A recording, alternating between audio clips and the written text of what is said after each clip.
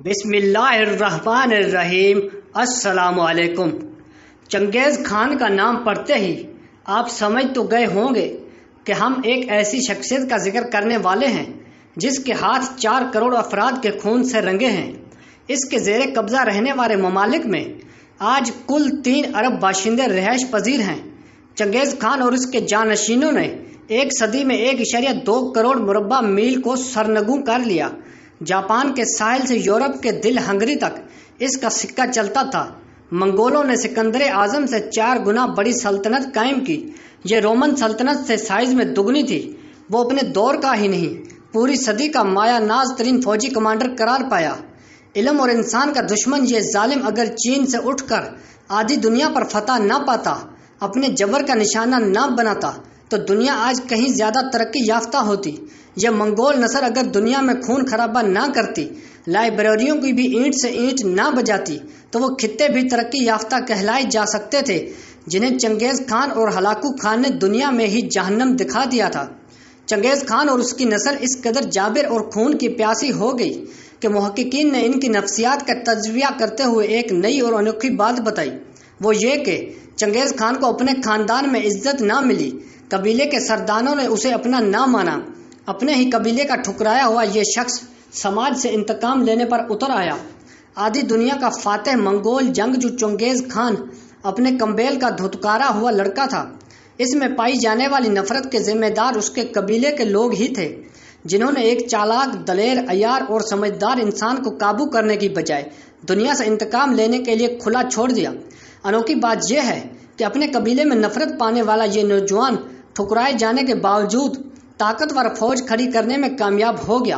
اب وہ دنیا بھر میں قاتل کے طور پر بدنام ہے اور عظیم فاتح بھی مانا جاتا ہے۔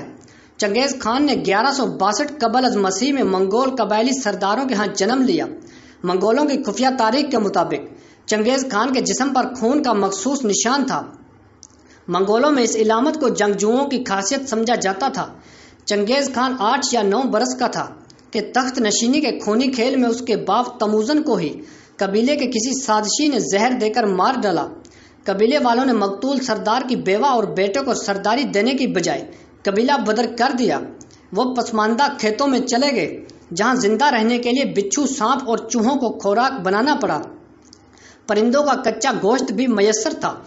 زندگی تلخ ہی نہیں، اذیت ناک بھی تھی۔ کوئی دوست نہ تھا، ملنے والا سایہ یہ بھی ساتھ نہ تھا۔ چنگیز خان میں حالات بدلنے کی امید جاگی۔ کسی اور پر بھروسہ کرنے کی بجائے وہ خود طاقت کا سرچشمہ بننے کے خواب دیکھنے لگا۔ اولکھونڈ قبیلے کی بورتھے نامی لڑکی سے شادی کر لی۔ بعد ازاں اس نے اور بھی شادیاں کی۔ خفیہ قبائلی دستاویز کے مطابق چنگیز خان کہتا تھا کہ بورتھے میری ہے تو اس کا پورا قبیلہ بھی میرا ہے۔ یہ جنگی جنون کا پہلا اظہار تھا۔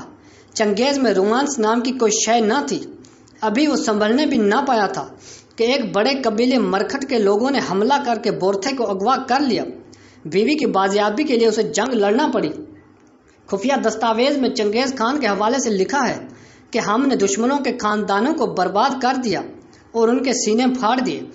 بڑے قبیلے کو شکست دینے کے بعد منگولیا میں دھاک بیٹھ گئی۔ 40 برس کی عمر میں وہ چنگیز خان کا روپ دھارنے لگا۔ وہ کہتا تھا، حکمرانی میرے نصیب میں لکھی جا چکی ہے، مجھے دنیا کی کوئی طاقت نہیں روک سکتی۔ پہلے اس نے چین کے شمال مغربی حصے پر اپنا پرچم لہرایا۔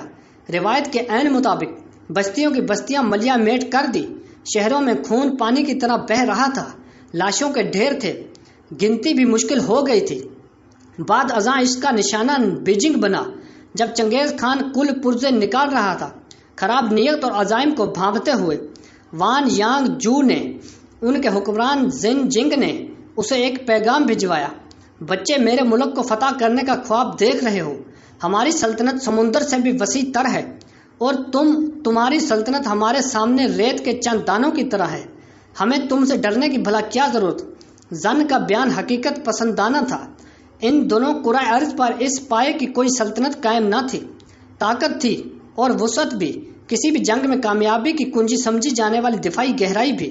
دولت بے حساب تھی، اسلحہ اور گولہ بارود جدید ترین تھا۔ زن سپاہ چونٹیوں کی مانند لا تعداد تھی۔ سپاہ کا ہر اول دستہ اپنے زمانے کی جدید ترین توپوں منجیکوں سے لیس تھا۔ دیوار بڑی دفاعی لائن تھی۔